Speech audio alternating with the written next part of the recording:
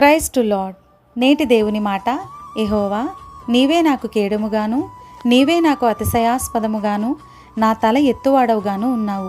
కీర్తనల గ్రంథము 3వ కీర్తన 3వ వచనం. ఈ మాటలు రాజైన దావీదు తన సొంత కుమారుడైన అబ్షాలోము ఎదుట నుండి పారిపోయిన సందర్భంలో రాసినవి.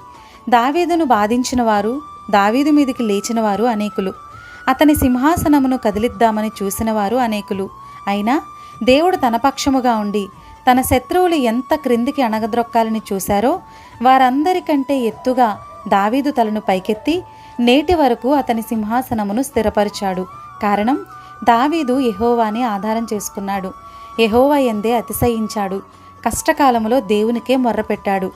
నీ వ్యాపారంలో, ఉద్యోగంలో, చేతి పనిలో నీవు కూడా ఇటువంటి పరిస్థితుల్లో, అనగా నీవారే నిన్ను పడగొట్టాలని, చెడగొట్టాలని, అణగద్రొక్కాలని చూస్తున్నా దేవుని మీద ఆధారపడు.